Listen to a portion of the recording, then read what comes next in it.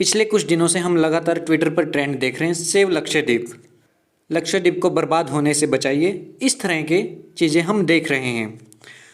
आइए जानते हैं कि लक्षद्वीप में क्या सब चल रहा है, क्यों उसके बर्बाद होने का डर लोगों को लग रहा है। इस कहानी में सबसे पहले हम एक करैक्टर को साइड में रख लेते हैं। इनका नाम है प्रफुल्ल के पटेल।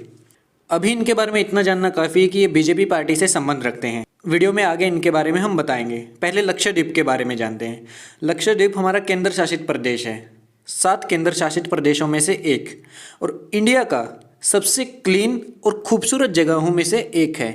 यहाँ की जो नेचुरल ब्यूटी है और नेचुरल बायोडाइवर्सिटी सबसे अलग है और बेहद ज़बरदस्त है। लक्षद्वीप करीब 35 छोटे छोटे आइलैंड से मिलकर के बना है, जिसका एरिया 32 किलोमीटर स्क्वायर है। यहाँ की पॉपुलेशन करीब 66,000 के आसपास है, जिसमें से 97% मुस्लिम है और उसमें भी 90% ट्राइब है, यानी कि आदिवासी लोग हैं। यहाँ के एमपी एनसीपी पार्टी से ये संबंध रखते हैं, जिनका नाम मोहम्मद फैजल है। और दूसरा, यहाँ पर पंचायत सिस्टम काम करता है, जिसमें लोग वोट डाल सकते हैं, यानी कि लोग एक पंचायत के लिए अपने वोट डाल सकते हैं, सरपंच चुन सकते हैं। दूसरा, लोकसभा का अपना मेंबर चुन सकते हैं। तीसरा, यहाँ पर रूल करते हैं एडमिनिस्ट्रेशन। जैसे हर एक डिस्ट्रिक्ट में हम देखते हैं एडमिनिस्ट्रेटर होता है, कलेक्टर होता है, या फिर जिसे हम उपायुक्त कहते हैं, वो कोई ना कोई आईएएस या फिर आईपीएस ऑफिसर ही होता है। पूरे भारत में यही रूल है। लेकिन ऐसा था 4 दिसंबर 2020 तक, जब 4 दिसंबर 2020 को दिनेश्वर शर्मा, जो कि आईपीएस ऑफिसर थे, लक्षद्वीप के एडमिनिस्ट्रेटर थे, उनकी डेथ हो जाती है। उसके बाद प्रफुल्ल के पटेल को वहाँ का एडमिनिस्ट्रेटर बनाया जाता है। यहाँ पर आप देखिए, एजुकेशन क्या है प्रफुल्ल के पटेल की, वो सब नहीं देखा जा रहा है। आईपीएस की जगह पर रिप्लेस करके एडमिनिस्ट्रेटर बनाया जा रहा है। सवाल यहाँ पे पहला ये आता है, क्या पूरे देश भर में आईपीएस या आईएएस ऑफिसर की कमी हो गई है? आगे चलते हैं। प्रफुल्ल के पटेल मौजूदा स्थिति में लक्षद्वीप के साथ साथ दमन और दीव, दादर और नगर हवेली के भी एडमिनिस्ट्रेटर यही है, यानी एक अकेला व्यक्ति 3 जगह एडमिनिस्ट्रेटर है। जबकि पहले इन तीनों ही जगहों पर आईएएस या आईपीएस ऑफिसर एडमिनिस्ट्रेशन का काम संभालते थे। उसके अलावा प्रफुल्ल के पटेल का नाम कई विवादों से जुड़ा है। उसमें से एक सबसे बड़ा विवाद है, फरवरी 2021 में मोहन डेलकर ने आत्महत्या की थी। मोहन डेलकर 7 बार के एमएलए रह चुके हैं दादर और नगर हवेली से। वहीं पर ये एडमिनिस्ट्रेटर है प्रफुल्ल के पटेल।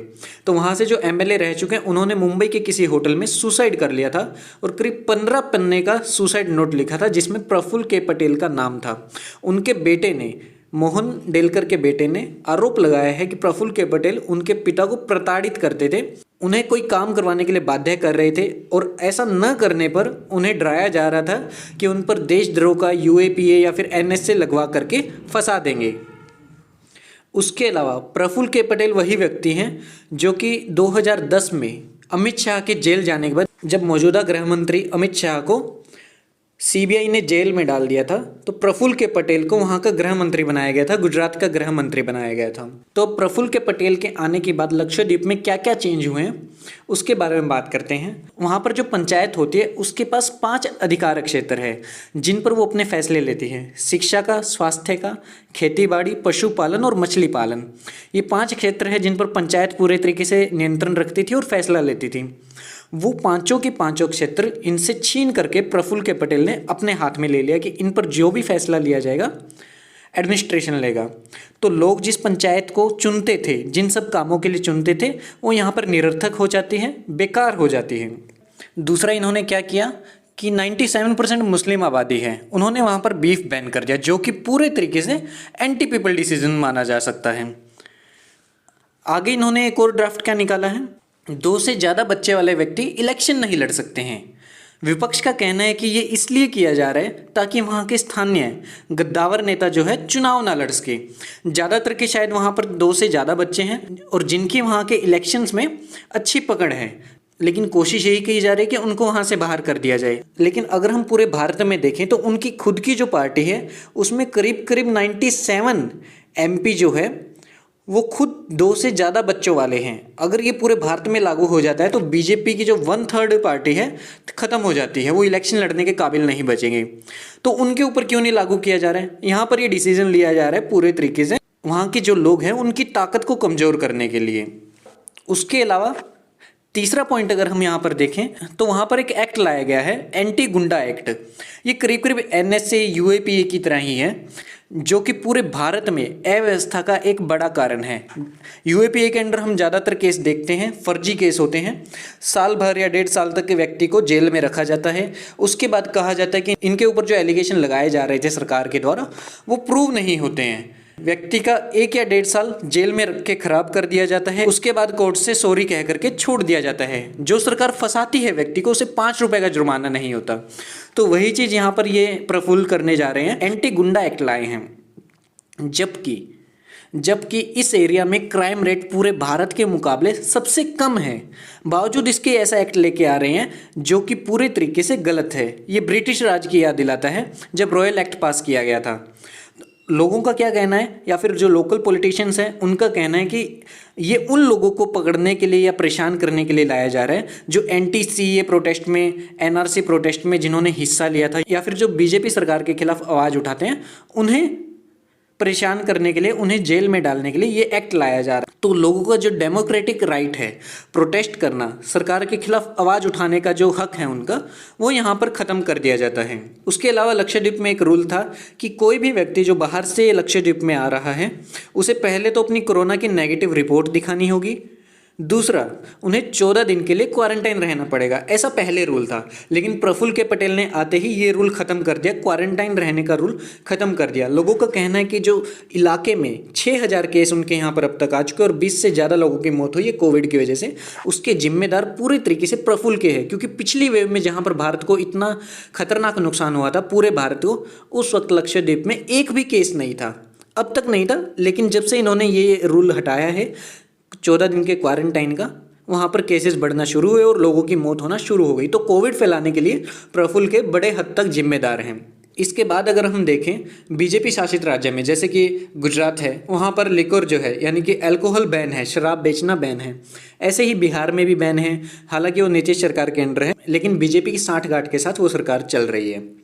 दोनों जगह पर अल्कोहल बैन है, तो यहाँ पर भी ऐसी उम्मीद की जा सकती थी। लेकिन प्रफुल्ल के ने क्या किया, आते ही वहाँ पर अल्कोहल पहले बैन था, वो चीज़ हटा दिया। अब उन्होंने कह दिया है डेवलपमेंट के नाम पर, टूरिज्म को बढ़ावा देने के नाम पर कोई भी कहीं भी अल्कोहल खुल के बेच सकता है। तो इससे वहाँ के लोगों के रहन सहन को जो नुकसान होने वाला है उसका अंदाज़ा नहीं लगाया जा सकता है। इसके अलावा एक और जो खतरनाक काम किया है लक्षद्वीप के लिए, इन्होंने लक्षद्वीप विकास प्राधिकरण बनाया है, जिसको इंग्लिश में लक्षद्वीप डेवलपमेंट अथॉरिटी कहते हैं। वो बनाई गई है जिसके तहत ये किसी की भी ज़मीन को कभी भी कब्जा सकते हैं और पूंजीपति के हाथ में बेच सकते हैं, विकास कह करके। प्रफुल्ल के का इसके बारे में कहना है कि वो यहाँ पर स्मार्ट सिटी बनाना चाहते हैं। अब एरिया देखिए लक्षद्वीप का कितना है, सिर्फ 32 किलोमीटर स्क्वायर का एरिया है, उसमें भी ये स्मार्ट सिटी बनाना चाहते हैं। 66,000 लोगों के लिए जो कि आदिवासी है, उनके लिए स्मार्ट सिटी बनाना चाहते हैं। सवाल उठता है बीजेपी की जो बाकी शासित एरिया है, इन सब जगहों पर कितने स्मार्ट सिटी वो बना चुके हैं। प्रधानमंत्री ने बड़े बड़े वादे किए थे स्मार्ट सिटी के। 2014 में इलेक्शन का एक बड़ा मुद्दा उनका स्मार्ट सिटी भी था, लेकिन वो सारे के सारे हवा हो गए। अब जो है लक्षद्वीप को बर्बाद करने की तैयारी चल रही है स्मार्ट सिटी कह करके। गोवा में किस तरीके से मोलेम को ख़त्म किया गया, असम में जिस तरीके से देहिंग पटकई को ख़त्म किया जा रहा है, वहाँ पर इलीगल माइनिंग को लीगल कर दिया सरकार ने। अब यहाँ पर लक्षद्वीप डेवलपमेंट अथॉरिटी के अंडर सरकार कभी भी आम आदमी की ज़मीन कब्जा सकती है और उसे किसी कंपनी के हाथों बेच सकती है विकास के नाम पर। तो ये सारी चीज़ें हैं जो लक्षद्वीप को आने वाले टाइम में बहुत ज़्यादा नुकसान पहुंचाने वाली हैं। वहाँ की जो नेचुरल ब्यूटी है, नेचुरल बायोडाइवर्सिटी है, उस चीज़ को नुकसान पहुंचने वाला है। इस वजह से हम लगातार ट्विटर पर ट्रेंड देख रहे हैं, सेव लक्षद्वीप, लक्षद्वीप को बर्बाद होने से बचाइए। इवन बीजेपी के जो वहाँ पर सचिव है मोहम्मद कासिम, उन्होंने भी प्रधानमंत्री को लेटर लिखा है कि ये जो सारे डिसीजन लिए जा रहे हैं प्रफुल्ल के पटेल के द्वारा, इन सब पर एक बार फिर से विचार होना चाहिए क्योंकि ये गलत है।